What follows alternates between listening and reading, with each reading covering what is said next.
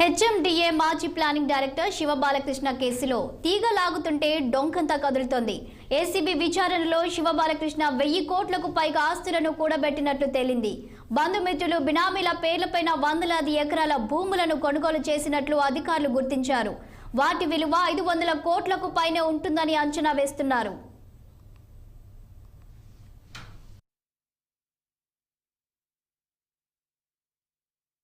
Shiva Balakrishna AP తెలంగాణలో అక్రమంగా 214 ఎకరాల సాగు భూమితో పాటు 29 ఓపెన్ ప్లాట్లు, 7 ప్లాట్లతో పాటు విలాసవంతమైన విల్లాలను కొనుగోలు చేసినట్లు ఏసీబీ అధికారులు నిర్ధారించారు. అందులో జనగామ జిల్లాలో 102 ఎకరాలు ఉన్నాయి.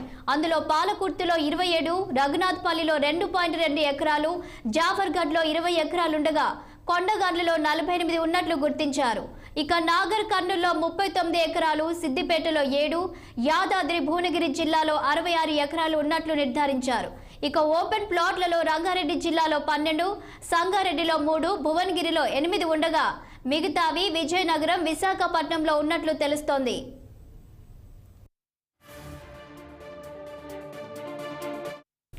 ఇక కేసులో శివ బాలకృష్ణ ఆస్తులకు బినామీగా ఉన్న అతని సోదరుడు శివ నవీన్ కుమార్ ను పోలీసులు అరెస్టు చేసి రిమాండ్కు పంపించారు.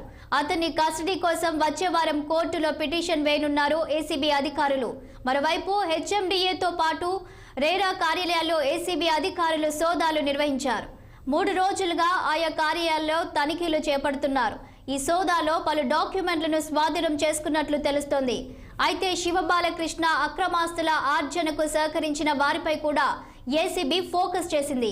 2018 నుంచి 2023 జూలై వరకు శివ బాలకృష్ణ కింద ఎవరెవరు పనిచేశారు, ప్రస్తుతం వారు ఎక్కడ ఉన్నారనే దానిపై ఆరా తీస్తున్నారు.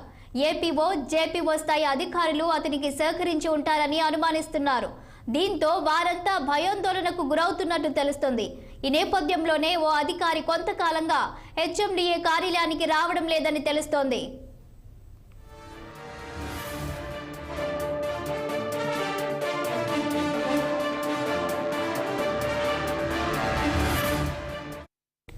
హెచ్ఎండిఏ పరిధిలో మొత్తం 4 జోన్లు ఉంటాయి. అందులో 3 జోన్లకు శివ బాలకృష్ణ డైరెక్టర్ గా వ్యవహరించారు.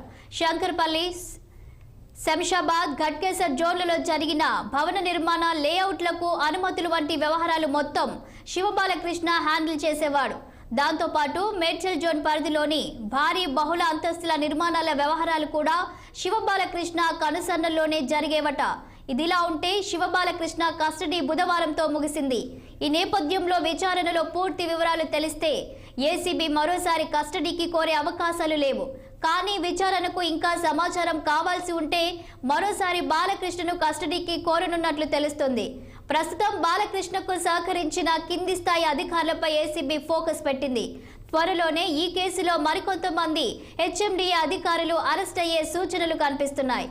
అయితే ఇంతవరకు బాలకృష్ణ అక్రమాస్తుల గురించి మాత్రమే తెలుసుకున్నాం. ఈ కేసులో ఎవరైనా అధికారులు అరెస్ట్ అయితే ఈ వ్యవహారంలో ఇంకా ఎంతమంది అక్రమాస్తులు సంపాదించారన్న విషయం వెలుగులోకి రానుంది. మొత్తం మీద ఈ హెచ్ఎండిఏ మాజీ డైరెక్టర్ అక్రమాస్తుల కేసు పెద్ద డొంకను కలిగి ఉందని తెలుస్తుంది. మరి ఈ కేసును ఏసీబీ విజయవంతంగా పూర్తి చేస్తుందా, లేక అన్ని కేసులానే దీన్ని కూడా మూలన పడేస్తారా అన్న విషయం తేలాల్సి ఉంది.